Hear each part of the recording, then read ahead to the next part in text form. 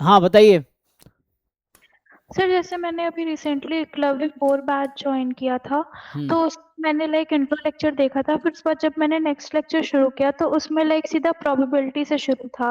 Last year मैंने Eklavya 3 batch join किया था, उसमें पहले परमुटेशंस कॉम्बिनेशन सेट्स वगैरह सब पढ़ा करके ज्वाइन किया था।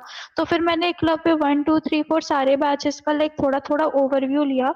तो जैसे एकलव्य 2 भी सीधा प्रोबेबिलिटी से शुरू था, लेकिन एकलव्य 3 में परमुटेशन एंड कॉम्बिनेशन कराया था और सेट्स भी थोड़ा-सा कराया था।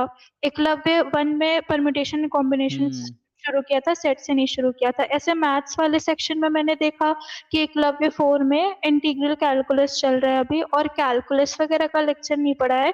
जैसे शुरुआत के टॉपिक्स नहीं होते, सीक्वेंस सीरीज़ हो गया या फिर function of 1 variable, 2 variable, maxima, minima. तो मेरे को ये क्वेश्चन था कि अगर सिर्फ मैं एकलव्य 4 के हिसाब से चलूँ तो विल इट बी इनफ? क्योंकि मैंने लाइक लास्ट ईयर भी देखा था, ऐसे कुछ कुछ बेसिक फॉर्मूले होते हैं, जैसे sum of all positive integers, sum of all negative integers, या फिर हम्म। वो कुछ स्पेसिफिक फॉर्मूलाज होते हैं।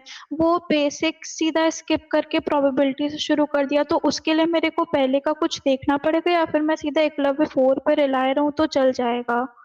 चल जाएगा। जैसे बीच जैसे आप शुरू कीजिए, बीच में जो भी प्रॉब्लम आए उसको आप लिख लो।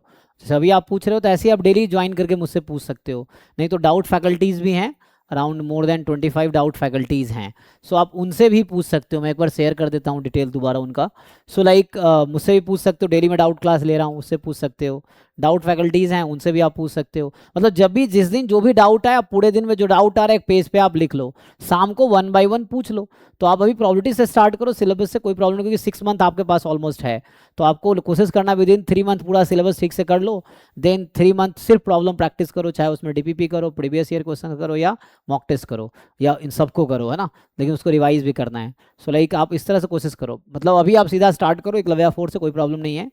बीच में जब भी कभी ऐसा लगे कोई चीज़ें मिसिंग है जो नहीं जानते हो, तो आप डिस्कस करो। या तो एआई है, उससे हेल्प ले सकते हो, डाउट फैकल्टीज है, मैं हूँ, है ना, किताबें हैं, तो कहीं से भी लाइक जब भी आपको लगे कि something you don't know, you just go through and see. आजकल तो एआई से, चैट जीपीटी से पूछ लो, बता देगा, गूगल बता देगा। तो वैसा है।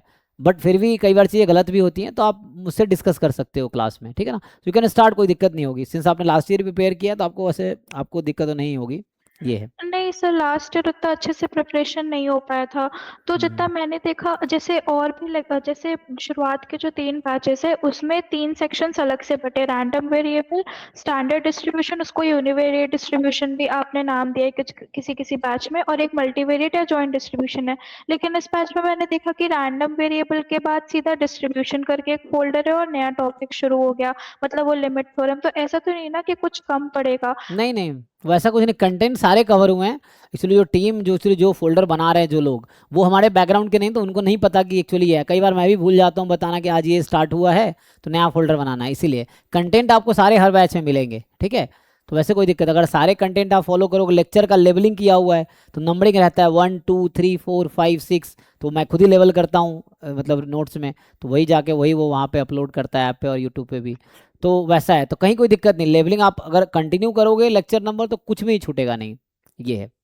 ओके सर, वरना पहले तो मैंने ऐसा सोचा था कि बेसिक मैथ्स वाला फोल्डर मैं एकलव्य 1 से कर लेती और फिर प्रोबेबिलिटी वाला सेक्शन एकलव्य 4 से कंटिन्यू कर देती। तो भी, लेकिन मैथ्स वाले सेक्शन में तो सर अब आगे पढ़ाएंगे ना, मतलब जो हाँ हाँ, पहले के लेफ्ट ओवर टॉपिक हैं। मैथ का टॉपिक अभी कराया जाएगा जो लेफ्ट ओवर है, बिल्कुल। ओके सर, यही डाउट था। ठीक है।